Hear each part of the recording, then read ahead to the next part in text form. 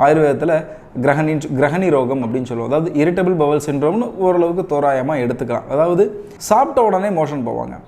ஏன் இந்த பிரச்சனைக்கு இன்ஃபர்டிலிட்டிக்கும் என்ன அப்படின்னா, சாப்பிட்ட உடனே அந்த உணவானது நம்ம வயிற்றில் போய் ஜீரணமாகி குடலில் போய் அந்த மலம் சாரம் அதுவாக பிரிஞ்சு சாரம் ரத்தத்துக்கு போய் மலம் வந்து அடுத்த நாள் மலக்குடலுக்கு போய் அடுத்த நாள் அது வெளியே வந்துடணும். ஆனால் இந்த குடல்லேருந்து உரியப்பட்ட சாரமானது என்ன ஆகுது அப்படிங்கிறது ரொம்ப முக்கியமான விஷயம். என்டையர் ப்ராசஸ் நடக்கிறதுக்கு அந்த உணவானது வயிற்றுலையும் குடல்லையும் கொஞ்சம் நேரம் தங்கணும்.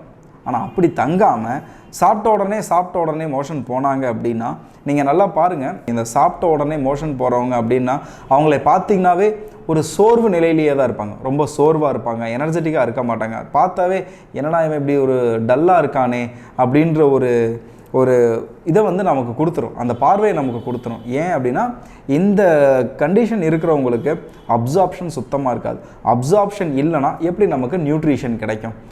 எப்படி நமக்கு வந்து அந்த ஊட்டச்சத்து நமக்கு கிடைக்கும்? நியூட்ரிஷன் இல்லைன்னா எதுவுமே இல்லை. நீங்கள் எதுக்காக சாப்பிட்றீங்க? சத்து வேணுங்கிறதுக்காக. அந்த சத்து ஊட்டச்சத்து ஆகணும். அந்த ஊட்டச்சத்துக்கு உணவோடைய ஜீரணம் நல்லா இருக்கணும். ஸோ ஜீரணம் நல்லா இல்லைன்னா அது கண்டிப்பாக விந்தணு உற்பத்தி, அதாவது ஸ்பெர்மாட்டோஜெனிசிஸில் அது கண்டிப்பாக அது ஒரு தாக்கத்தை ஏற்படுத்தும். அதே தான் விமனுக்கும் இதே விஷயம் அவங்களுக்கு ரிப்பீட்டடாக நடந்துச்சுன்னா ஓவுலேஷனில் அது வந்து கண்டிப்பாக ஒரு பெரிய தாக்கத்தை ஏற்படுத்தும்.